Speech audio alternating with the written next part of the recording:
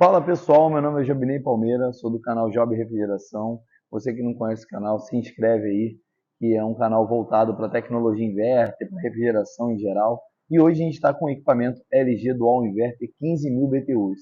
E hoje a gente vai fazer a conversão, não, a gente vai fazer uma análise de convencional em inverter. Vamos lá. Um equipamento convencional, geralmente quando ele atinge a temperatura que você desejou no controle remoto, ele tende a desligar. Ou seja, se você botou em 22 graus, a partir do momento que esse equipamento produz essa climatização, né, retira calor do ambiente e chega a 22 graus, ele desliga por temperatura, porque atingiu o objetivo dele. Já no equipamento inverter, isso não acontece com tanta frequência.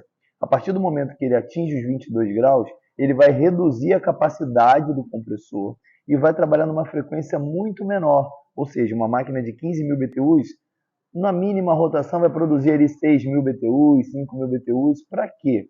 Ele não desliga totalmente e ainda mantém aquele ambiente climatizado, estável. Então a máquina inverter, ela desliga sim se ela atingir a temperatura e mesmo assim diminuir a frequência e a temperatura no ambiente ainda com a menor frequência ainda ameaçar diminuir, ela desliga. Porém, muito menos que uma convencional.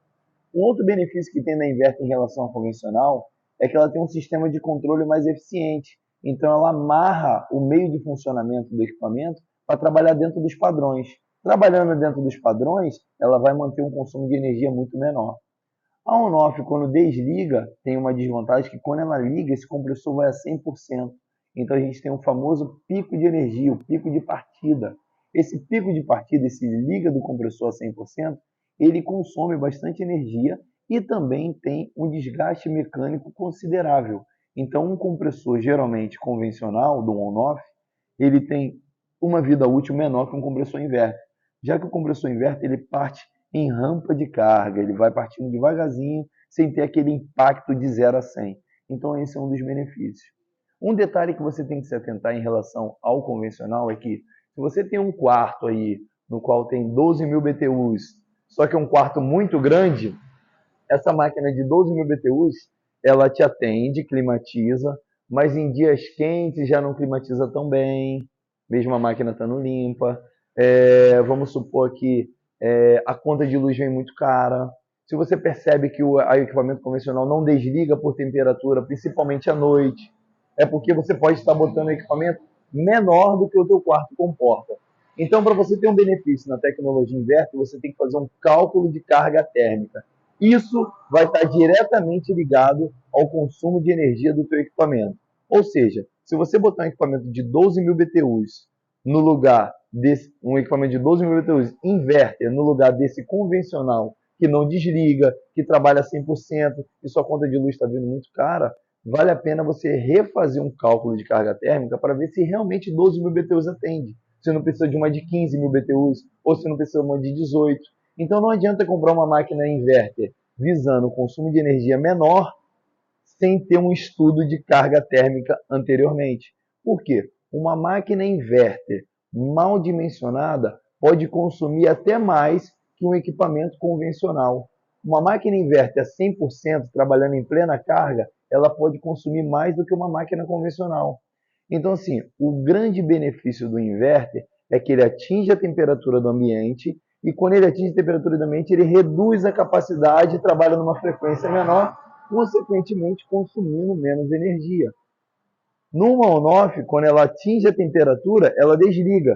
Só que em alguns casos, quando está mal dimensionada, a máquina não desliga, porque ela não atinge a temperatura. Principalmente se você botar no 18 no controle remoto aqui no Rio de Janeiro. 18 graus é uma temperatura muito baixa e às vezes o equipamento convencional fica trabalhando a noite toda.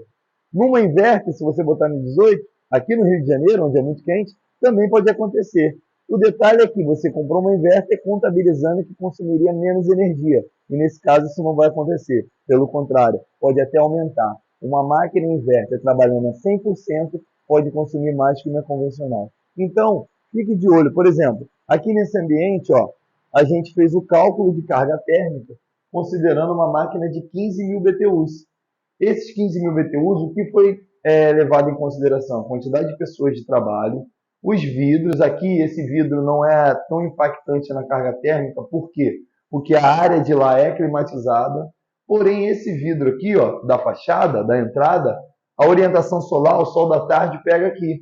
E aí esse sol, essa incidência de calor que tem aqui, aí a gente calculou esse tipo de vidro, o quanto de calor ele transmite aqui para cá e a área desse vidro. Então, tudo isso foi levado em consideração.